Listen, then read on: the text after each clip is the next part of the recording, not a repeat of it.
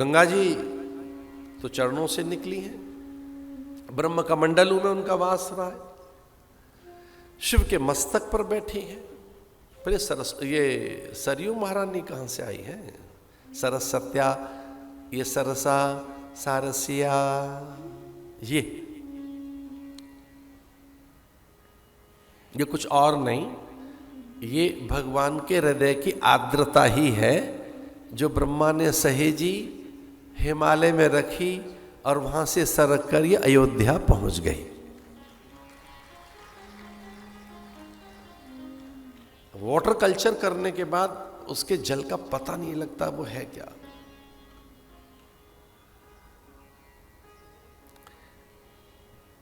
महिमा की दृष्टि से तो गंगा कुछ और ही है, यमुना, सरस्वती, नर्मदा, कावेरी, ताप्ती, पर प्राय लोग सरयू के जल को जल नहीं कहते। उसमें जो कंटेंट मिलते हैं, जो उसमें घटक मिलते हैं, जो उसमें प्रॉपर्टीज मिलती हैं, वो कुछ गन्ने के रस जैसी मिलती हैं। जो गंगा जी में पार्टिकल्स मिलते हैं वो कुछ और हैं, यमुना के कुछ और हैं, नर्मदा के कुछ और हैं, पर सरयू के बिल्कुल भिन्न है। गन्ने के रस जैसे, अलग तरीके का इक्षु रस जैसा, एक अलग तरह की गंध। यमुना के आचमन की बात कही गई है।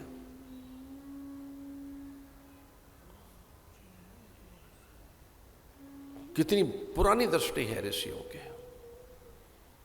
जलपान तो गंगा का बताया, गंगा जल का पान, लेकिन आचमन यमुना जी का, गंगा का स्नान और जलपान। आचमन यमुना जी का, नर्मदा जी का दर्शन। न तो आचमन बताया न स्नान बताया है, दर्शन। ताप्ती का स्मरण। सरयू ब्रह्म रस है, ब्रह्म रस। हमारे सारे सारोकार जल से होते हैं। अरे हमारा तो परमात्मा ही जल से पैदा हुआ है। हमारे तो भगवान का नाम नारायण ही नीर से बना है, नीर से ही तो पैदा हुआ है, पानी से ही तो परमात्मा बना है, पानी में ही तो रहता है। और सच मानिए हम भी पानी की संतानें हैं, माता पिता के गीलेपन की तो उपज हैं हम, और है क्या? थोड़े माता पिता का गीलापन। पितरों को भी पानी देना है। हमारे साधुओं के झुंड में सनकादिक हैं, सन्यासियों का बड़ा समुदाय, वहां महादेव पहुंच गए, शिव। क्योंकि गुरुदेव को 11वें दिन, अभी तक मुख देखा नहीं है राम का, मर्यादा है कोई। प्रसूति का गृह में कैसे जाए पुरुष? अभी राम का मुख देखा कहां है?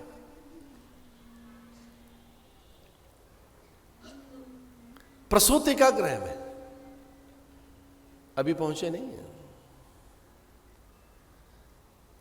वाल्मीकि रामायण के अनुसार थोड़ा चल रहे हैं, तुलसी बाबा को लाएंगे, क्योंकि बिना तुलसी के उत्सव नहीं होगा।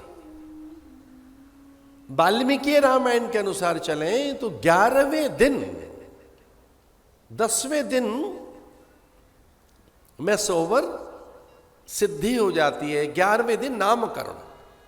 कम से कम इतना समय लगाओ।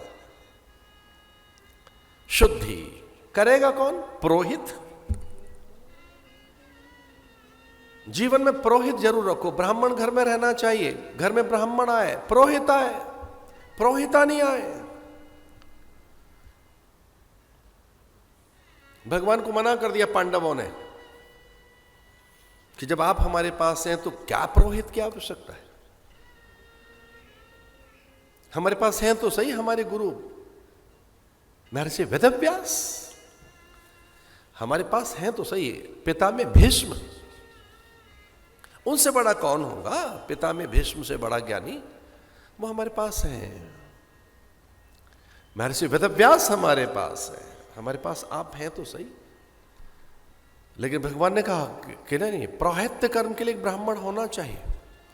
कथा, घर में वार्ता, पूजन,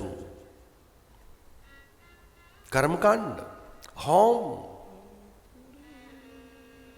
उत्सव, व्रत बंधन, व्रत की पूर्ति, व्रत संकल्प, व्रत उद्यापन, उत्थापन, पारंपरिक पूजन, नित्य नैमित्य कर्म में उस समय का दान। इसे बहुत संकोच के साथ आपसे एक मैं बात कह रहा था, आज से ही घर में पुरोहित को बुलाओ, पुरोहित को, जो पूर्व से आपका हित करता चला आएगा। धौम्य ऋषि उनके पुरोहित बनाए गए। एक अलग विषय है ये, धौम्य ऋषि के कारण कितने अनिष्टों की निवृत्ति हुई पांडवों की। एक पुरोहित की तो आंख फूट गई, उसने कहा मेरे यजमान का आप कुछ नहीं लेके जा सकते। शुक्राचार्य ने कहा मैं इनका पुरोहित हूं।